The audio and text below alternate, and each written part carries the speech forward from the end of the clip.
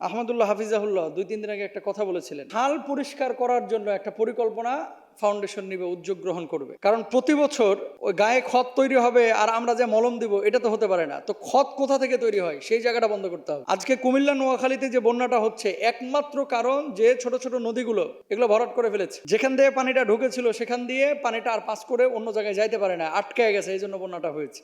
আচ্ছা, এটা কুমিল্লা নোয়াখালীর কথা বলতেছি না, সারা বাংলাদেশের একই চিত্র। মানুষ আগে কিন্তু পুকুর অনেক রেখেছিল, আগে খাল নালা নর্দমা অনেক রেখেছিল। এখন কিন্তু ঢাকার ভিতরে ময়লা ফেলতে ফেলতে এটাকে ভরাট করে ফেলে। বিপর্যয়ের আগে নিজের ক্ষতিটাও একটু মাথায় রাখতে হবে। আপনি যে আরেকজনের জন্য কূপ খনন করতেছেন, ওই কূপে কিন্তু আপনি নিজেই পড়বেন। এই হাদিস থেকে বোঝা যায়, তিরমিজি শরীফের হাদিস 1940 নাম্বার। মোহতারাম, বিশেষজ্ঞরা বলতেছেন যে এই ভয়াবহ বন্যা প্রতি বছর যে হচ্ছে, শুধুমাত্র পানি বাড়ার কারণে হচ্ছে না, পানি পাস না হতে পারার কারণেও হচ্ছে।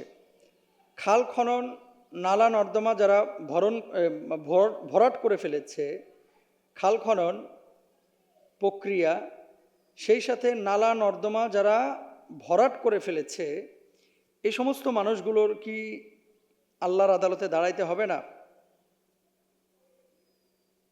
খুব গুরুত্বপূর্ণ একটি বিষয়। এবং আমাদের সম্মানিত শেখ আহমদুল্লাহ হাফিজাহুল্লাহ ২-৩ দিন আগে একটা কথা বলেছিলেন যে খাল পরিষ্কার করার জন্য একটা পরিকল্পনা ফাউন্ডেশন নিবে, উদ্যোগ গ্রহণ করবে। কারণ প্রতি বছর ওই গায়ে খত তৈরি হবে আর আমরা যে মলম দিব এটা তো হতে পারে না। তো খত কোথা থেকে তৈরি হয় সেই জায়গাটা বন্ধ করতে হবে। আজকে কুমিল্লা নোয়াখালীতে যে বন্যাটা হচ্ছে একমাত্র কারণ যে ছোট ছোট নদীগুলো এগুলো ভরাট করে ফেলেছে। যেখান দিয়ে পানিটা ঢুকেছিল সেখান দিয়ে পানিটা আর পাস করে অন্য জায়গায় যাইতে পারে না, আটকে গেছে, এই জন্য বন্যাটা হয়েছে। আচ্ছা, এটা কুমিল্লা নোয়াখালীর কথা বলতেছি না, সারা বাংলাদেশের একই চিত্র। মানুষ আগে কিন্তু পুকুর অনেক রেখেছিল, আগে খাল নালা নর্দমা অনেক রেখেছিল। এখন কিন্তু ঢাকার ভিতরে ময়লা ফেলতে ফেলতে এটাকে ভরাট করে ফেলে। আবার এই যে আশুলিয়া থেকে মনে করেন উত্তরা, ওদিকে গাবতলী থেকে সাভার, তারপরে ঢাকার বাইরে চিটাং রোড থেকে ওইদিকে চলে যান কাঁচপুর, চতুর্দিকে দেখবেন প্রতিদিন কেকের মতো দখল করতেছে, কাইটা কাইটা ভরাট করতেছে, যখন যে দল ক্ষমতায় আসতেছে।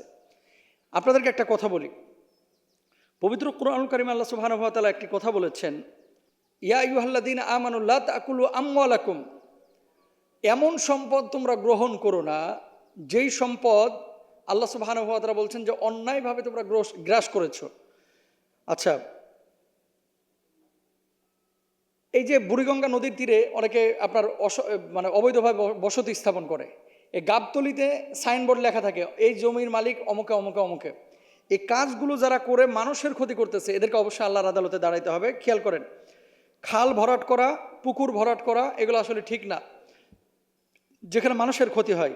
তবে আপনি যদি বলেন যে পুকুর ভরাট করা কি হারাম, তাহলে আরে ভাই, আপনার যদি ব্যক্তিগত পুকুর থাকে, আপনার বাড়ির সামনে পুকুর এখন দরকার না, আপনি ভরাট করেন, সেটা আপনার ব্যক্তিগত ব্যাপার। কিন্তু এই পুকুরের কারণে গোটা মহল্লাবাসী যদি হুমকির মধ্যে পড়ে যায়, তাদের জীবন বিনাশ হওয়ার সম্ভাবনা থাকে, বন্যা হওয়ার সম্ভাবনা থাকে, তাহলে এই জায়গাটায় আপনি পুকুরটা ভরাট করতে পারবেন না এতগুলো মানুষের ক্ষতি করে। এবার আসেন, কি বলছে আল্লাহ সুবহানাহু ওয়া তাআলা, রাসূল আকরাম সাল্লাল্লাহু আলাইহি ওয়াসাল্লাম হাদিসে কি আছে? আল্লাহর হাবিব বলছেন, যে ব্যক্তি অন্যের ক্ষতি সাধন করে আল্লাহ তাআলা তা দিয়েই তার ক্ষতি সাধন করেন। যে ব্যক্তি অন্যকে কষ্ট দেয় আল্লাহ তাআলা তাকে কষ্টের মধ্যে ফেলেন। তাহলে অন্য মানুষের ক্ষতি করার আগে, বিপর্যয়ের আগে নিজের ক্ষতিটাও একটু মাথায় রাখতে হবে। আপনি যে আরেকজনের জন্য কূপ খনন করতেছেন, ওই কূপে কিন্তু আপনি নিজেই পড়বেন। এই হাদিস থেকে বোঝা যায়, তিরমিজি শরীফের হাদিস 1940 নাম্বার। কি বলছেন আল্লাহর নবী? অন্য কারোর জন্য, যে ব্যক্তি অন্য কারো ক্ষতি সাধন করে আল্লাহ তাআলা তা দিয়েই তার ক্ষতি সাধন করেন। খেয়াল করেন, অন্যায়ভাবে একজন মানুষকে কেউ আঘাত করেছে, আরেকজন মানুষের সম্পদ গ্রাস করেছে, আরেকজন মানুষকে হত্যা করেছে। অনেক মানুষ এরকম দেখা যায়, ইতিহাসেও পাওয়া যায় যে সে হত্যা করেছিল, তাকেও হত্যা করা হয়েছে। হযরত হুসাইন রাদিয়াল্লাহু তাআলা আনহুকে যারা শহীদ করেছিল কারবালার প্রান্তরে, একটারও কি স্বাভাবিক মৃত্যু হয়েছিল? না, এদেরকেও কিন্তু এভাবে মারা হয়েছিল এবং লাঞ্ছনাদায়ক মৃত্যু তাদেরকে দেওয়া হয়েছিল। এরকম বাংলাদেশেও পাবেন। মানে আপনি পাপ করেছেন, আরেকজনের ক্ষতি করেছেন, অথচ আল্লাহ আপনাকে এমনি এমনি ছেড়ে দিবে, এটা কোশ্চিন কালেও মনে করেন না। এত সোজারা, এটা কোশ্চিন কালেও মনে করবেন না। আপনি একজনের ক্ষতি করবেন আর আল্লাহ তাআলা আপনাকে এমনি এমনি ছেড়ে দিবে, ভুলেও এই কথা মনে করবেন না, মানে বিপদে পড়বেনই আপনি। এরপর আসেন, আবু বকর সিদ্দিক রাদিয়াল্লাহু তাআলা আনহু তিনি বলছেন, নবীজি সাল্লাল্লাহু আলাইহি ওয়াসাল্লাম এই সাহাবী কিন্তু বেশি হাদিস বর্ণনা করেন নাই, সামান্য কয়েকটা হাদিস বর্ণনা করেছেন। তিনি হাদিসের মধ্যে বলতেছেন কি, যে ব্যক্তি কোনো মুমিনের ক্ষতি সাধন করে অথবা তার বিরুদ্ধে ষড়যন্ত্র করে সে আল্লাহর পক্ষ থেকে অভিশপ্ত। নবী তাকে অভিশাপ দিয়েছে, আল্লাহ তাকে অভিশাপ দিয়েছে। আপনি যে এখানে খালটা খনন করে এই ভরাট করে ফেলছেন, আপনি যে এই যে বাড়ির ময়লা, পটল কাটা, পটল পচা ময়লা, আলু পচা ময়লা, তারপরে এই যে মাছের আঁশ, গরুর হাড্ডি, তারপরে মনে করেন চর্বি, তারপরে যা আছে ময়লা আবর্জনা সব নিয়ে যে কিছু মহিলা দেখবেন মানে কাটাকুটি শেষ আইসা নিয়ে ওই যে ড্রেনটা সরকার বানায় রাখছে, সিটি কর্পোরেশন বানায় রাখছে, দাপ করে ওখানে ফেলায় দেয়।